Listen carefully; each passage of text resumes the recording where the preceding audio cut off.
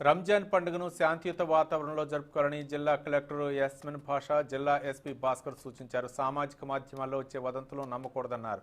జిల్లా పోలీసు ప్రధాన కార్యాలయంలో రంజాన్ పండుగను పురస్కరించుకుని పండుగ ఏర్పాట్లపై అధికారులు, ముస్లిం మత పెద్దలతో జిల్లా కలెక్టర్, ఎస్పీ సమన్వయ సమావేశం నిర్వహించారు. రాష్ట్ర ప్రభుత్వ ఆదేశాల మేరకు రంజాన్ మాసంలో చేయవలసిన ఏర్పాట్ల గురించి వివిధ శాఖల అధికారులకు ఇప్పటికే ఆదేశాలు ఇవ్వడం జరిగిందని జిల్లా కలెక్టర్ తెలిపారు.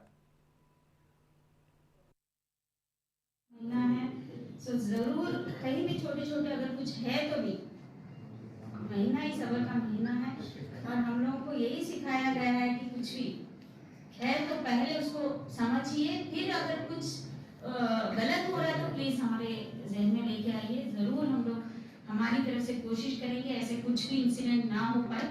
और गवर्नमेंट ऑफ तेलंगाना की तरफ से भी ऑलरेडी एवरी रमजान में भी जो गरीब हैं उन लोगों को गिफ्ट दिए जाते हैं। इस साल भी गिफ्ट दिए जाएंगे।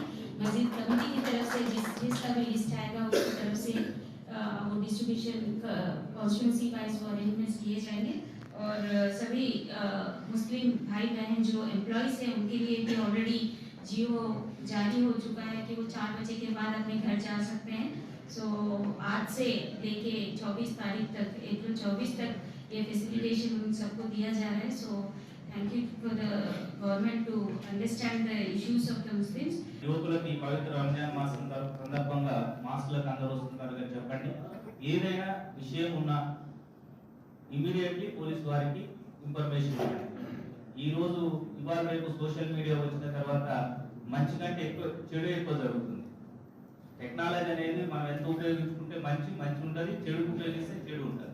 కాబట్టి మీ దృష్టికి ఏదైనా విషయం వచ్చినా, మీకు ఏదైనా సమస్య ఉందనిపించినా, ఒక వర్గానికి సమస్య ఉన్నా, ఒక వ్యక్తికి సమస్య